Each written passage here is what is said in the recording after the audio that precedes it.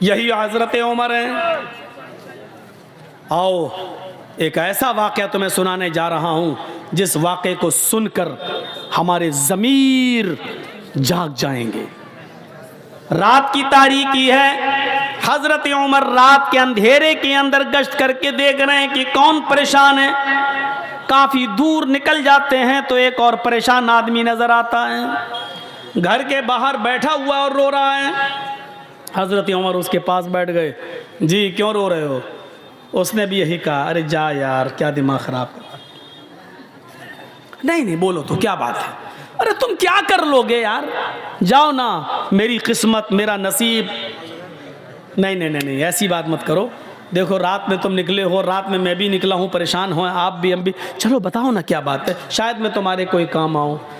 रोने लगा और कहने लगा, नहीं जानता कौन है।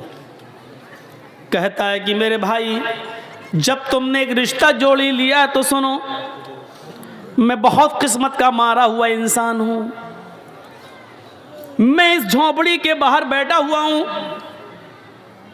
अंदर मेरी बीवी रो रही है और इधर मैं रो रहा हूँ। कहा क्यों क्या बात है? कहा मेरी बीवी बहुत ही ज़्यादा खूबसूरत है और मेरी गांव का एक बहुत मजबूत आदमी, पैसे में भी मजबूत है, असर और रसूख में भी मजबूत है और ताकतवर भी है। उसके आगे पीछे गुंडे भी रहते हैं। वो शख्स रात की तारीकी में आता है और मुझे मेरा कान पकड़कर घर से बाहर निकाल देता है। फिर वो मेरी बीवी के साथ जिना करता है, मेरी बीवी को मजबूर कर देता है गलत काम करने के लिए। नहीं तो वो मुझे और मेरी बीवी दोनों को मारने की धमकी देता है। मेरी बीवी डर जाती है और मारे डर के वो सब कुछ कर लेती है जो उसका ज़मीर उसको गवारा नहीं करता। ओह ये प्रॉब्लम है। अभी आया था, हाँ आया था और गलत काम करके चला भी गया। हजरत उमर ने कहा, मेरे भाई सच बताओ अब वो कब आएगा? कहा वो एक दिन छोड़कर आता है, आज आया है, गलत काम करके चला गया है, अब वो कल नहीं आएगा, परसों आएगा। अमीरुल मोमिनीन की नजरें आसमान की तरफ उठी और दिली दिल में कहा, इलाहुल आलमीन, कितना लाचार बे अमीरुल मोमिनीन हो। मेरे दरबार खिलाफत में, मेरे दौरे खिलाफत में एक गैर मुस्लिम आदमी के ऊपर जुल्म हो रहा है और इस इलाके का मालिक मैं हूँ। हजरत उमर फारूक का ये वाकया योगी और मोदी दोनों के लिए चैलेंज है।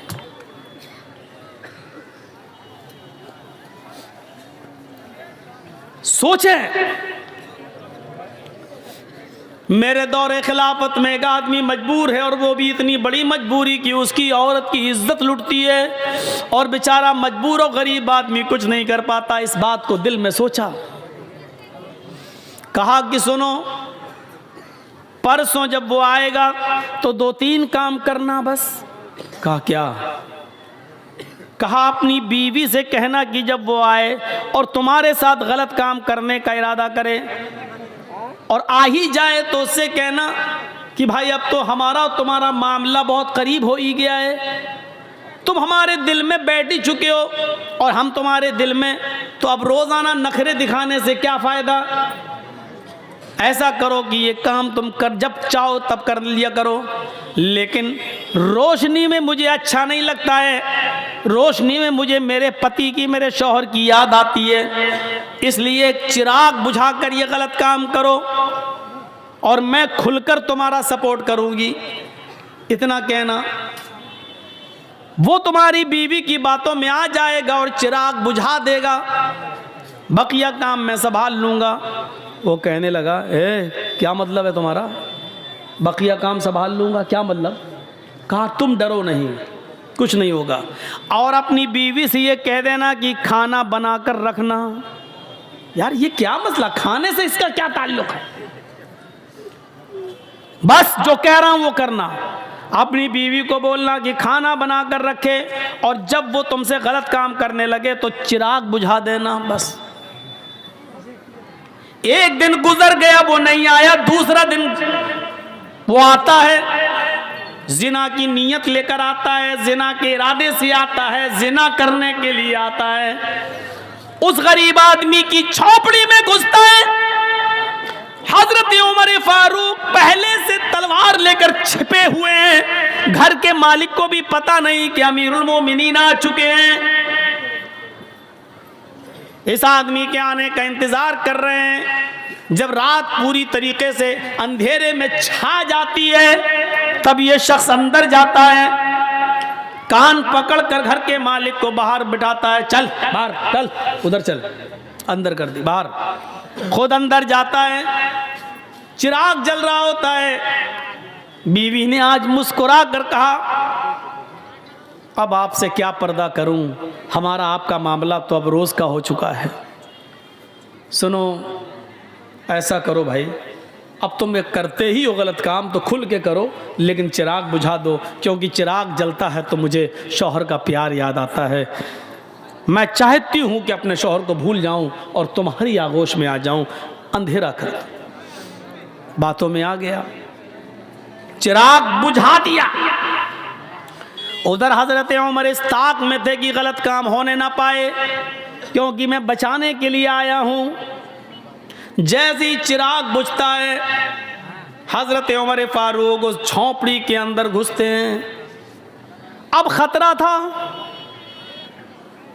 कि तलवार अंधेरे में चलाएं तो ऐसा ना हो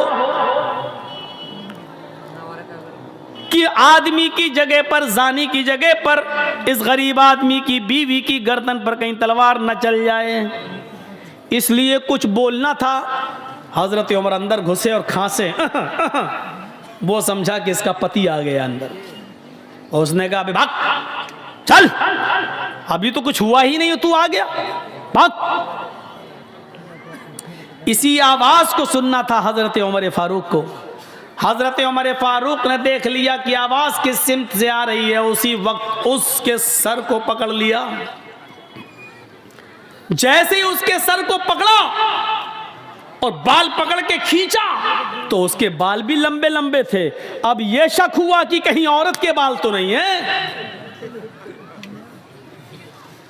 अब वो उसको बार बार उसको बाल को झुमा रहे हैं तो वो चीखता है, अबे क्या कर रहा है, अबे हट। समझ गए कि यही है।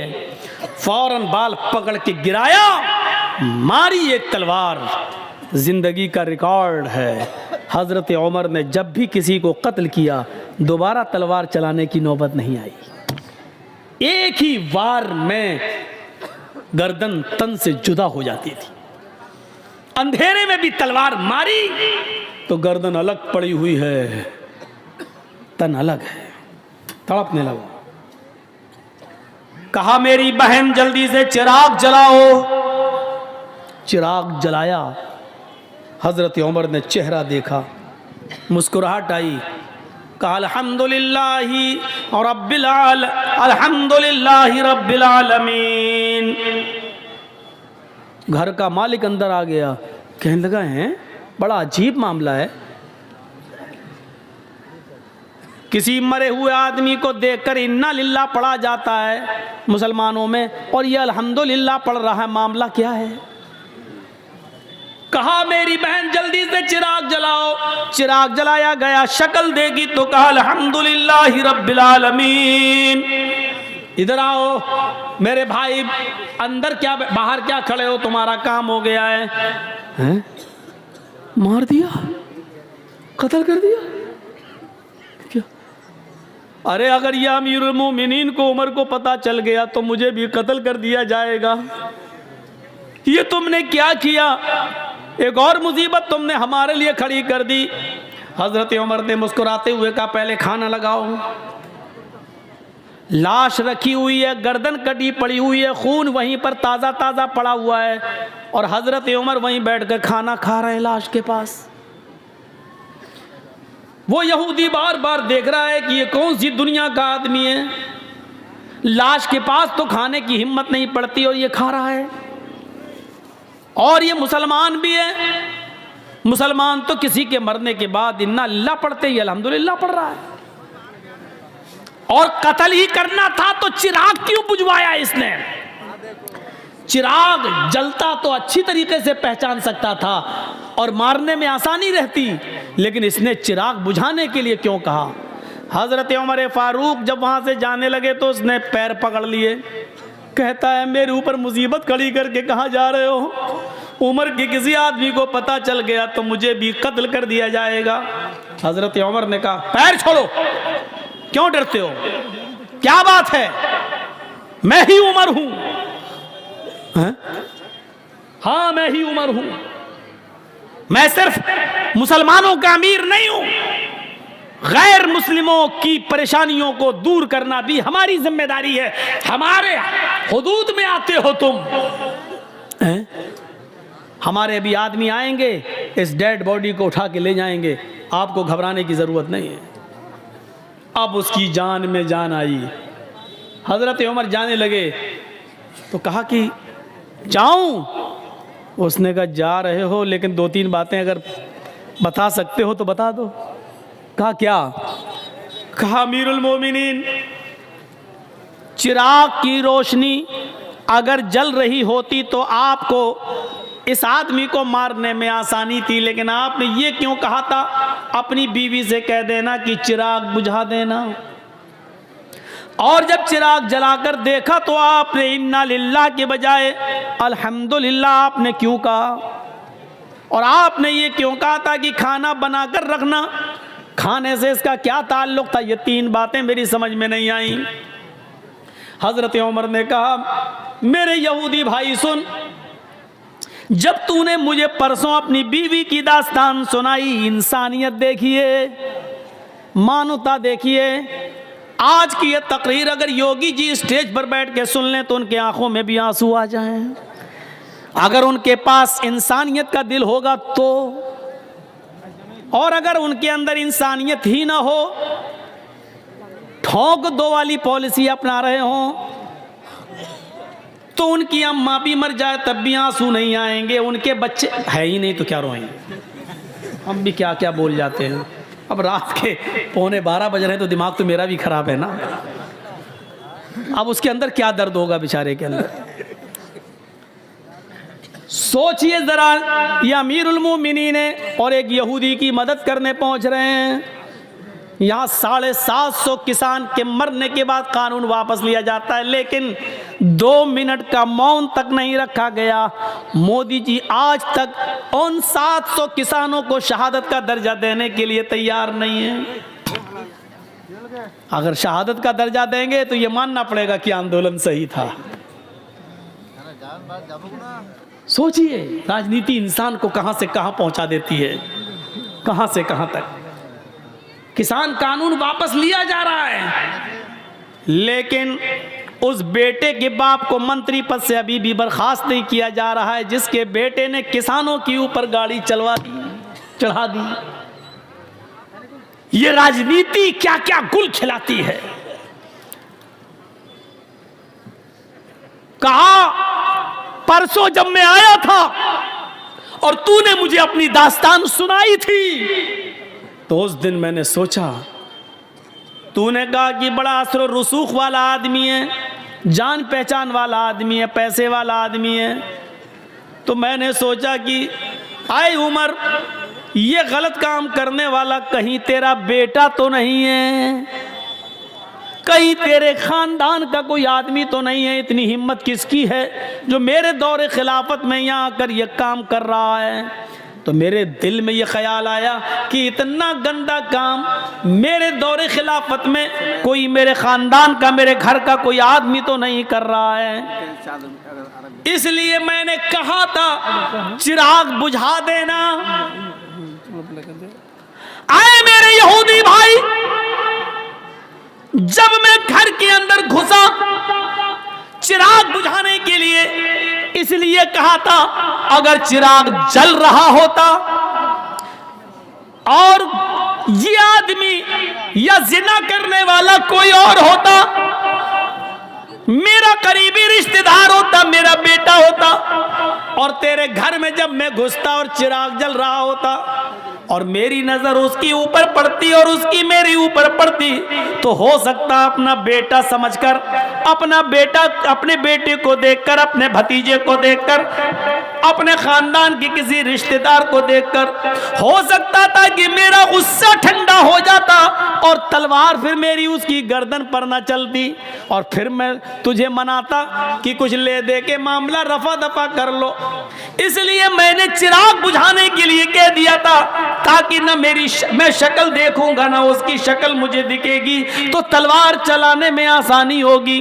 फिर मैंने उसकी गर्दन पे तलवार चलाई, और जब गर्दन मेरे हाथ में आ गई तन अलग, तो फिर मैंने तुम्हारी बीवी से कहा, बहन जल्दी से चिराग जलाओ, इसलिए कि मैंने ये देखने की हिर्स थी, लालच था कि देखें मरने वाला मेरा रिश्तेदार तो नहीं है। जब चिराग जला और उसके सर पर मेरी नजर पड़ी तो मैंने अल्लाह का शुक्र अदा किया, इसलिए कि अल्हम्दुलिल्लाह मरने वाला मेरा खानदान का नहीं, मेरा रिश्तेदार नहीं, मेरा बेटा नहीं, मेरा भतीजा नहीं, मरने वाला भी गैर मुस्लिम है, तू भी गैर मुस्लिम है, ये गलत काम करने वाला भी गैर मुस्लिम है। इस पर मैंने अल्हम्दुलिल्लाह रब्बिल आलमीन पढ़ा। तमाम तारीफें अल्लाह के लिए हैं जिसने जो दोनों जहान का पालनहार है, इसलिए मैंने अल्हम्दुलिल्लाह पढ़ा है कि मरने वाला मेरे खानदान का नहीं है। उसने कहा अच्छा खाना बनाने के लिए क्यों कहा? कहा जब तूने परसों मुझे ये दास्तान सुनाई तो उसी दिन मैंने कसम खा ली, उमर तेरे दौरे खिलाफत में यह आदमी परेशान है और तू आराम से कैसे खाना खा सकता है, तू कैसे पानी पी सकता है, तू मौज मस्ती के साथ कैसे रह सकता है। आए उमर, उस वक्त तक तेरे ऊपर खाना हराम है जब तक कि उस आदमी के लिए खाने के लिए रास्ता हमवार न कर देगा, जब तक कि इस आदमी को मारकर और उस आदमी को नजात देकर जब तक मैं फारिग न हो जाऊं तब तक मैं खाना नहीं खाऊंगा। मैं परसों से भूखा हूं, कल दिन भर नहीं खाया, आज दिन भर नहीं खाया। जिंदा रहने के लिए मैंने 1-2 खजूरें खाई और पानी पिया। मेरे दिल में यह था कि जब तक तुझे इस मुसीबत से नजात न दिला दूं, तुम्हारे लिए खाने पीने का रास्ता हमवार न कर दूं। जब तुम चैन से नहीं खा पा रहे हो तो मैं चैन से कैसे खाऊं? जब तुम चैन से बैठ नहीं पा रहे हो तो मैं चैन से कैसे बैठूं? इसलिए मैंने खाना नहीं खाया था। अल्हम्दुलिल्लाह आज मैंने पेट भर के खाना खाया। एक आदमी की मुसीबत को अपनी मुसीबत समझना, उसके दर्द को अपना दर्द समझना, ये इस्लाम है। इन्नद्दीना इंदल्लाहिल इस्लाम, अल्लाह की दृष्टि में, अल्लाह की नजर में सबसे बेहतर दीन इस्लाम है। ये इंसानियत हमारे और आपके अंदर होनी चाहिए, वरना एक औरत कह देती थी रात के अंधेरे में, एक औरत रात के अंधेरे में, हजरत उमर ने देखा कि हांडी जल रही है, उस औरत के पतीली का ढक्कन खोल के देखा तो उसमें सिर्फ पानी गर्म हो रहा है और 2-3 पत्थर पड़े हुए हैं।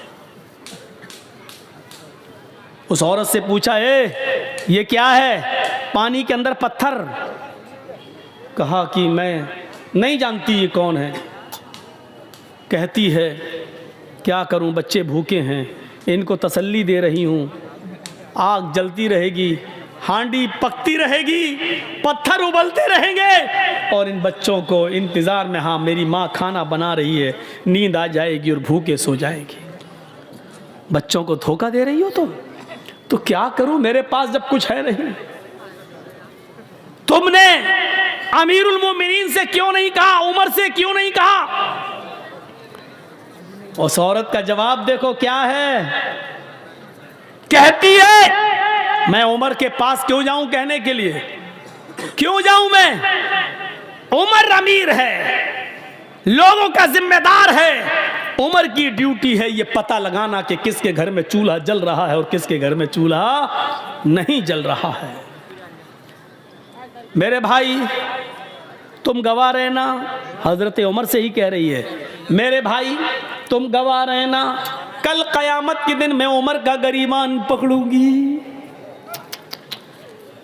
आज कोई योगी जी से कह दे देख लेंगे तुम्हें क़यामत के दिन, या कुछ उल्टा सीधा एक जुमला बोल दे, जमानत नहीं होगी आपकी, राष्ट्रद्रोह का मुकदमा ठुक जाएगा। राष्ट्रद्रोह का एक तो ठोंक दो वाली भाषा, और दूसरा मुकदमा।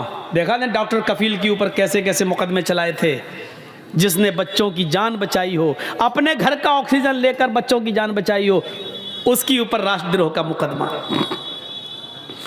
हजरत उमर से कहा उसने, कयामत के दिन मैं उमर का गरीबान पकड़ूंगी। उमर बोले, बहन उमर को क्या मालूम तुम्हारी हालत का नहीं मालूम है तो मालूम करना चाहिए। ज्यादा पक्ष मत लो उमर का, ज्यादा पक्ष मत लो उमर का, चलो यहां से। हजरत उमर कहते हैं, मेरी बहन तुम रुको, तुम बहन हो, मैं घर से कुछ इंतजाम करता हूँ। ये नहीं बताया कि मैं ही उमर हूँ।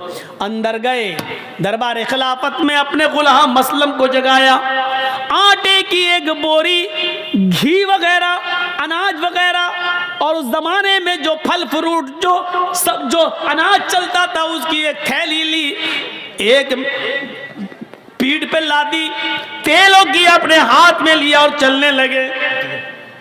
उनका गुलाम कहता, अमीरुल मोमिनीन ये क्या कर रहे हैं आप? हमारे आका है, मैं आपका गुलाम हूँ, ये सारा बोझ उठाने के लिए मैं हूँ, आप नहीं। हजरत उमर ने जो जवाब दिया सुनिए, वो इस मुल्क के जिम्मेदारों के लिए जरूरी है। हजरत उमर ने जवाब दिया, नहीं नहीं नहीं नहीं, कयामत के दिन उस औरत ने मेरा गरीबान पकड़ने की बात कही, तुम्हारा नहीं, इसलिए इस गल्ले की बोरी को मैं ही अपनी पीठ पर ला दूंगा और मैं ही लेकर जाऊंगा। हजरत उमर उस गल्ले को लाद कर जाते हैं, अपने हाथ से आटा गूंथते हैं, अपने हाथ से सालन तैयार करते हैं, अपने हाथ से बच्चों को खाना खिलाते हैं, फिर उस औरत से कहते हैं, बच्चों की माँ बहन तुम भी खाना खा लो। फिर उस औरत ने खाना खाया। जब हजरत उमर फारूक ने उन सबको खाना खिला दिया और वहां से जब आने लगे तो उस औरत ने पीछे से दामन पकड़ के कहा, लोग कितने बेवकूफ हैं जो उमर को खलीफा बना देते हैं। उमर के अंदर खलीफा होने वाली कोई चीज नहीं पाई गई। अरे खलीफा बनने के लायक तो आप हैं, अमीरुल मोमिनीन तो बनने के लायक आप हैं। आप रात में उठते हैं और गरीबों की देख रेख करते हैं। आपने हमारे बच्चों का पेट पाला, अल्लाह आपका पेट आपके बच्चों को आबाद रखे। हजरत उमर फारूक रोने लगे। उस औरत ने कहा, तो आपने मुझे बहन कहा है और आप रो रहे हैं। आपने मेरे घर में खुशियां दी हैं, बच्चों को खिलाया है और मेरी वजह से आपकी आंखों में आंसू। कहा नहीं मेरी बहन, तेरी वजह से आंसू नहीं, आंसू तो इन जुमलों से आए हैं कि तूने कहा कयामत के दिन में उमर का गरीबान पकड़ूंगी। मेरी बहन मैं तुझे कैसे बताऊं कि मैं ही उमर हूं, अमीरुल मोमिनीन मैं ही हूं, और ये मेरी गलती है कि अब तक तेरे घर की खबरगिरी मैं नहीं कर सका। मेरी बहन कयामत के दिन अब मेरा गरीबान मत पकड़ना। मेरी बहन अल्लाह के दरबार में इतनी गवाही दे देना कि मेरा एक जुमला जब सुना तो इसने मेरे बच्चों को खिला दिया था और अपनी जिम्मेदारी पूरी की। क्या जिम्मेदार देखिए कैसा था, वो अपनी जिम्मेदारी को समझता था। हम अपनी जिम्मेदारी नहीं समझते हैं, अपना हो या पराया, हर एक की खिदमत करना ये इस्लाम कहलाता है। यही इस्लाम का दर्स है, यही इस्लाम है, इसी इंसानियत का नाम इस्लाम है। हम भूल जाते हैं, हम फरामोश कर देते हैं। 4 साल हो जाते हैं हजरत उमर फारूक को। 10 साल तो खिलाफत की है, 10 साल में 4 साल ऐसे गुजरे कि रात के अंधेरे में रोजाना एक घर में जाते। एक सहाबी है हजरत तुफैल दौसी, कबीले दौस से उनका ताल्लुक। उनको शक होता है कि उमर ये रात को रोजाना कहाँ जाते हैं। पूछ पूछ के थक गए, लेकिन हजरत उमर ने नहीं बताया कि मैं रात को कहाँ जाता हूँ। एक दिन तुफैल दौसी को तजस्सुस सूझ गया, देखें कहाँ जाता है उमर। रात की तारीकी में, रात के अंधेरे में जासूसी करने लगे। हजरत उमर आगे आगे जा रहे हैं, तुफैल दौसी पीछे पीछे पेड़ से छुप छुप के कि उमर मुझे देख न लें। हजरत उमर दाएं बाएं देख रहे हैं, लेकिन इनको पीछे का कोई आदमी दिखाई नहीं दे रहा है। चल दिए 4-5 मील दूर एक बियाबान आबादी में आज बियाबान जगह आ जाते हैं, 5-6 झोपड़ियों के अलावा वहां कुछ नहीं है। एक झोपड़ी में चिराग जल रहा था। हजरत उमर फारूक ने दाएं बाएं देखा कि मुझे कोई नहीं देख रहा, उस झोपड़ी के अंदर घुस जाते हैं।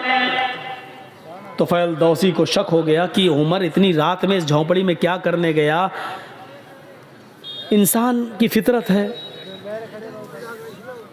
रात के अंधेरे में आप भी अगर दाएं बाएं देखें और कोई ना आपको देख रहा हो, चुपके से आप किसी घर में घुस जाएं, वो भी रात के अंधेरे में, तो मेरे दिल में तो तरह तरह के ख्यालात उठेंगे ही कि आप क्यों गए, इतनी रात में क्यों जा रहे हैं। तो फैल दौसी कहते हैं कि मैं उमर के निकलने का इंतजार करने लगा कि इतनी रात में उमर इस घर में क्या करता है और रोजाना आता है क्या करता है।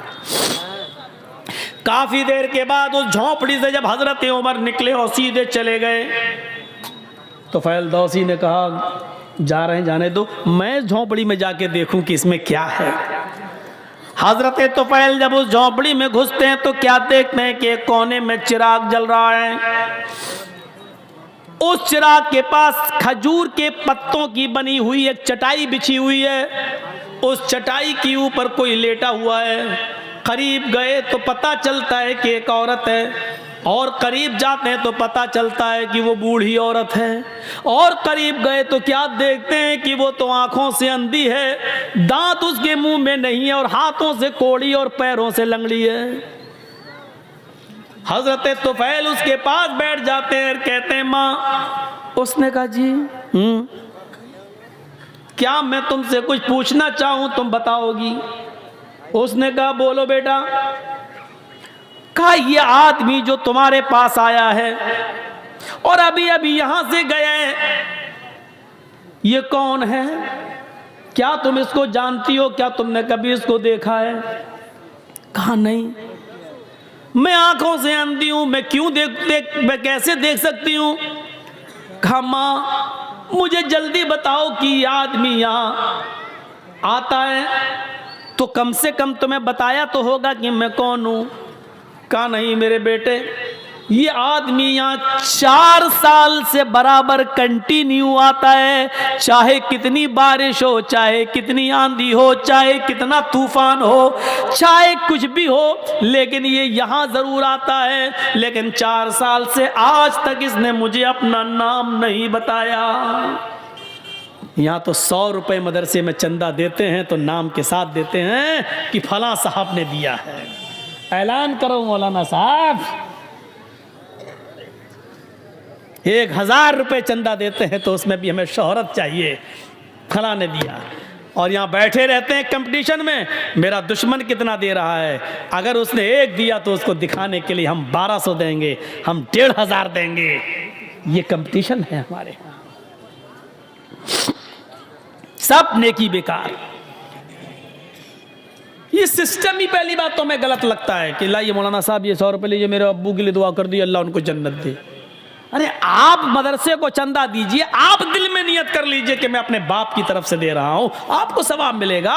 मौलाना साहब से नाम ले लेकर क्यों दुआ करवा रहे हो?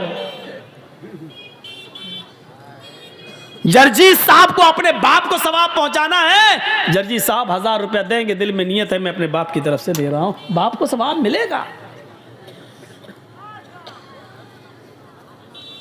20 साल हो गई तकरीरें करते करते, यही बताते बताते, लेकिन नहीं बदली जा रही ये बात, नहीं वही धुर्रा चला आ रहा है, उसी पे हम चल रहे हैं। 4 साल हो गई, आज तक इसने मुझे अपना नाम नहीं बताया कि कौन है।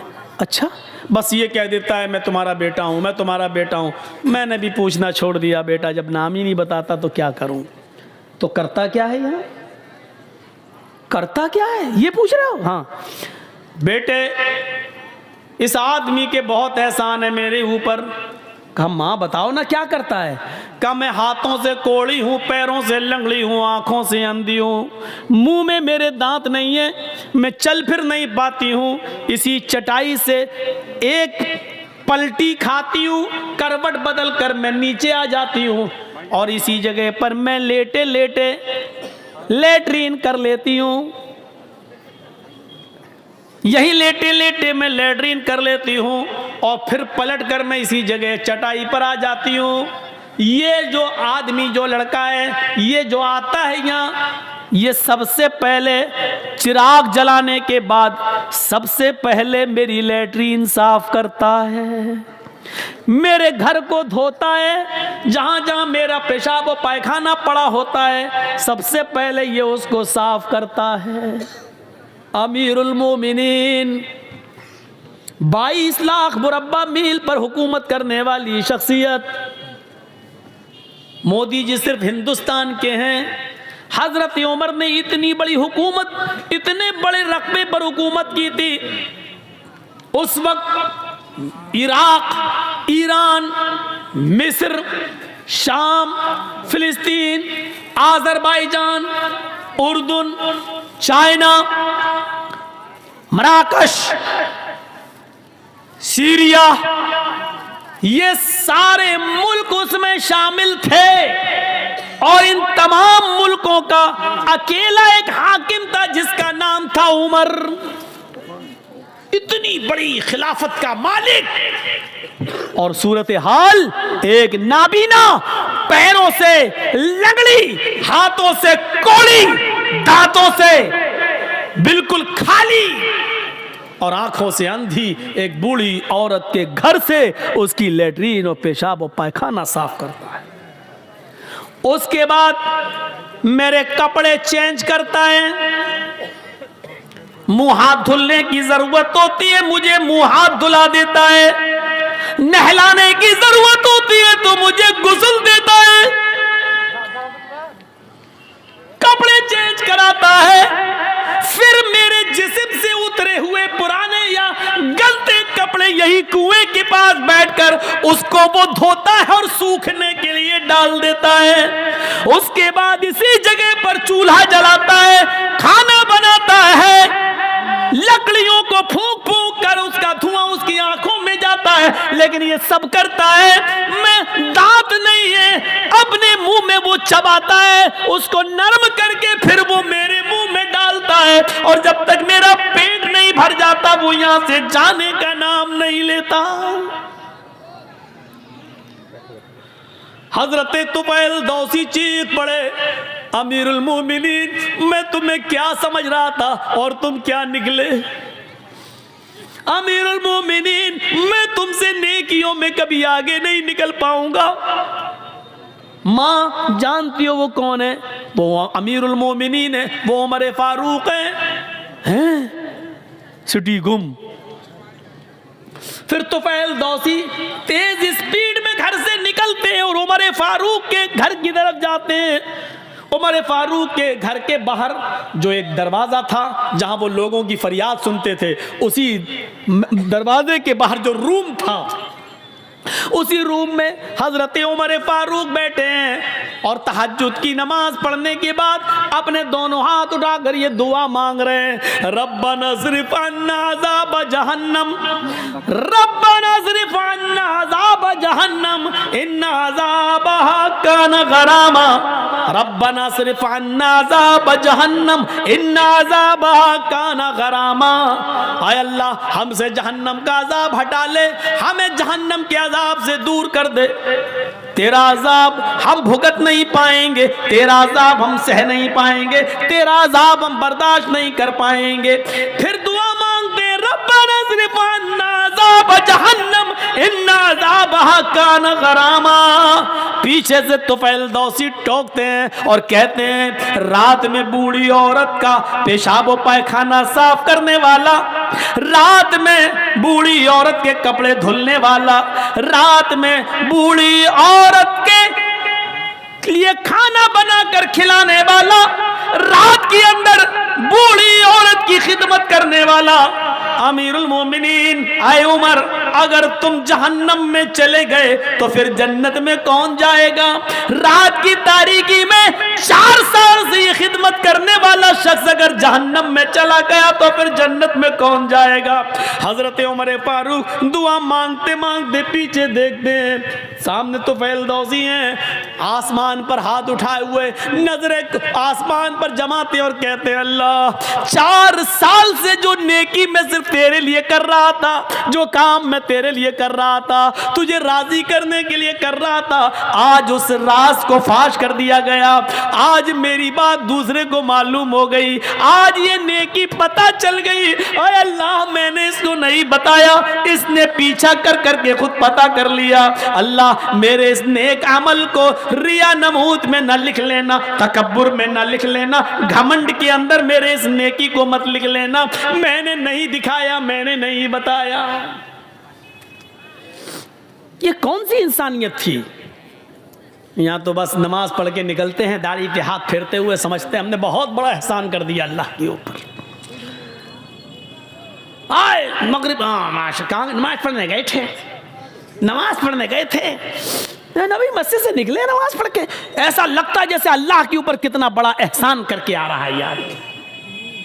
सिर्फ नमाज पढ़ लेने से मेरे भाइयों जन्नत नहीं मिल जाती है, आपको उसके लिए इंसानियत भी अपनाना पड़ेगी, अल्लाह के हुकूक भी अदा करना और बंदों के हुकूक भी अदा करना। दोस्तों, उम्मीद करता हूँ कि आप हजरात ने इस बयान को पूरा सुना होगा। बयान कैसा लगा कमेंट में ज़रूर बताना और अपने दोस्तों और रिश्तेदारों को शेयर ज़रूर करना। अल्लाह ताला हम सबको इस बयान पर अमल करने की तौफीक अता फरमाए। तो दोस्तों फिर मिलते हैं अगली वीडियो में, जब तक अपना ख्याल रखिए, हमें दुआओं में याद रखिए। अस्सलामु अलैकुम व रहमतुल्लाहि व बरकातुहू।